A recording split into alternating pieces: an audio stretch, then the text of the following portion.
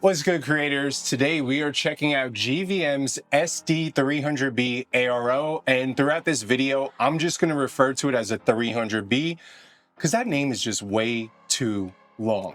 Now, I've been using this light for over 2 months on a bunch of different paid productions, and in fact, if you saw my recent travel lighting video where we did a bunch of interviews and some resort work out in Wisconsin, this was our main key light, and this thing right here, it didn't disappoint. So let's get into it. It's not perfect. There are a couple cons that aren't a deal breaker for me. And if you're in the market for a very, very affordable 300 bicolor light, you're gonna wanna see this review today.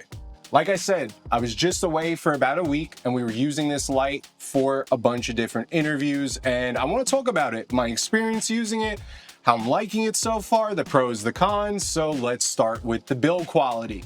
Now, the build quality is pretty good. Most of it's aluminum. We got some brushed aluminum right here, right here. The yoke is nice in aluminum. The back is plastic, and so are the winglets. Now, the back being plastic isn't an issue for me, but the winglets are. One thing I'm not really liking these days are these little tiny knobs that you have right here, and I'm really seeing a lot of brands start transitioning to a single yoke lever. They're more robust. These tend to break, especially when being plastic with just a metal insert.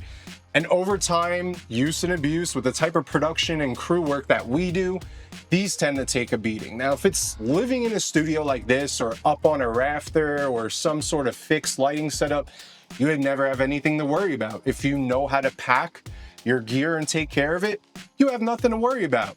But if some of your, say, key grips and grips or gaffers or whatever you guys are doing on set, abuse your stuff a little bit, I don't know if they're gonna hold up too well. Now, I'm not saying this light's bad at all. Don't get me wrong. We had an absolute amazing user experience using this light. It has a CRI of 97, a TLCI of 99, and coming in at $400, I'm telling you, even 2.5, 3 years ago, you couldn't get a 300 bicolor light for under 750 bucks. Now, I've been doing this stuff over a decade, shot for all recognizable brands, A-list, and so on, and we've used all different types of lights, and this one was really nice to use on set. I have no real gripes about it besides a couple things, so let's chat about them. Now, for some of you, this might be a deal breaker, and in this instance, it wasn't for me. The fact that there's no external ballast.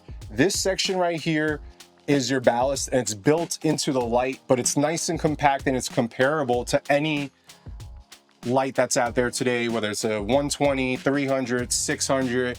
Once you get a little bit bigger than 500, 600, the lights get pretty big, but this is a nice compact size. And the reason why I want to bring this to Wisconsin was the fact that it didn't have a ballast. Now, normally we like external ballast so that we can have the ballast down low on the, say, the stand. The light's either rigged on a rafter, some sort of speed rail, or just somewhere where we can't get to and we can't adjust it. And that's why it's nice having a ballast on the ground. But GVM, knowing that, has an app where we can still use the app to adjust the output, the bicolor, whether it's the Kelvin scale or whatever. So that's why I don't have any issues with no external ballast. The fact that I didn't have to bring the C-stand holder for the ballast and the other cable that usually comes with lights, that's 5 items total between 2 power cables, the light, the ballast, and the C-stand holder. I only need the light and the AC cable. So that was 2 things instead of 5. So that made my packing so much easier.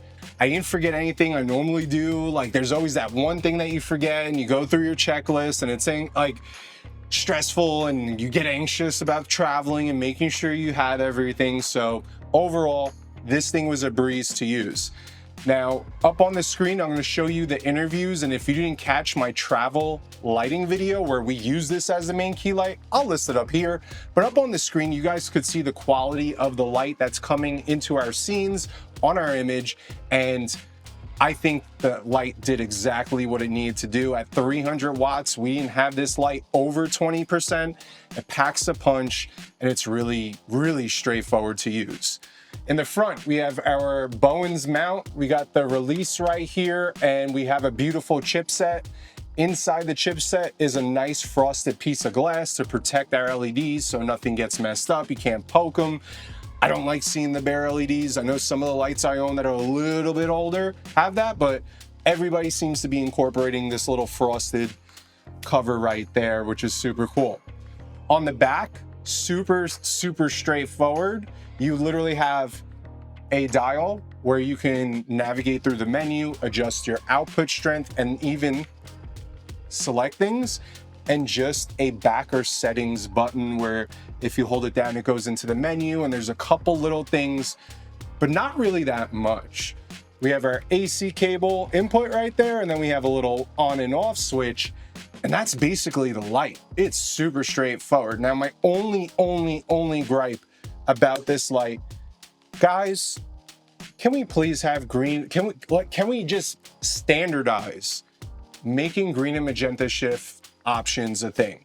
I love the fact that this has a Kelvin range of 2700 to 6800. We got our tungsten at 27, and I wish we had 10,000, but I could deal with 68 because our daylight's covered a pretty big range. But I like that 10, 12K look for that like moonlight aesthetic, but we could use gels and achieve that. However, one thing I don't like doing is gelling for green and magenta shifts, and neither do my gaffers. So yeah, one thing I'd love to see, GVM, if you guys are watching this, well, I know you're watching this because you sent me the light to test out, and you know I'm gonna do an honest review because I ain't take any money, and I'm gonna be completely honest with my audience.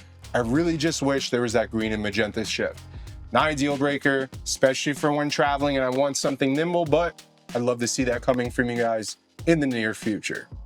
Now, another thing that I noticed when playing with this light in the hotel room, and I'm gonna cut away to a clip from the hotel room, is the cooling. Now, if we take a look at the top of the light, we have a cool carry handle, I guess, and then you guys could see the ventilation. You should be able to see through this entirely. If you can't, I can, but the cooling.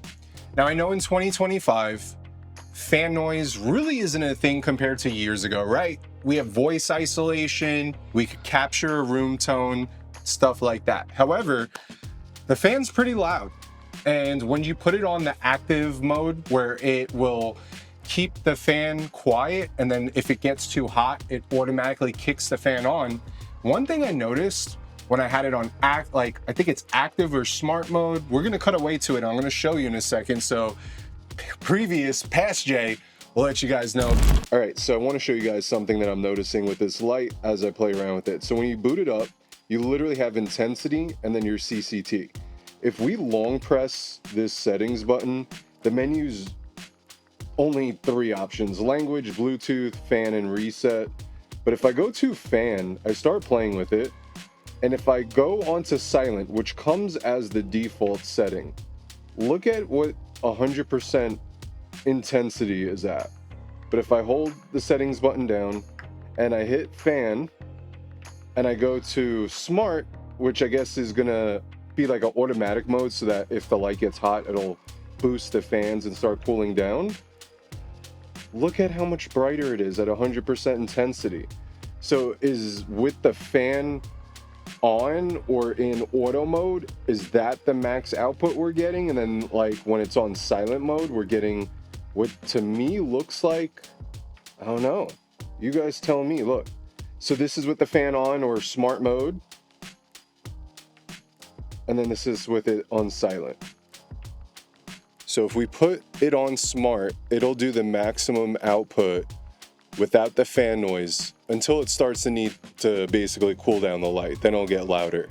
I don't think this is gonna be an issue for me with voice isolation and the fact that this light's not gonna be on top of my talent.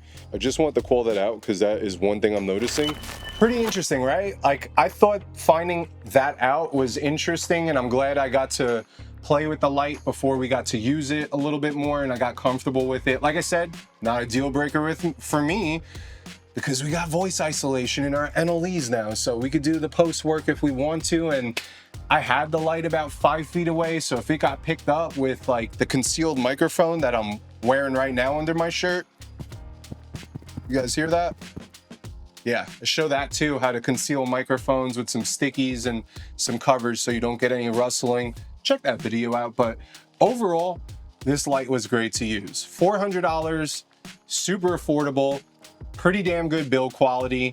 Like I said, if you guys want to pick this up, it'll be listed in the description below. Remember guys, I don't accept money from any of these guys. I will take a product in review and I will put it through its paces on multiple productions so I could come back letting you guys know at home whether or not this is like a big push with like the embargo BS or if this is a good product. And so far, I think it's a great product for the budget.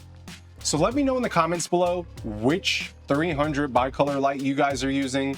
You could check this out in the description below if you want to pick it up for yourself. And yeah, if you're new here, I'm Jason Anthony. Welcome.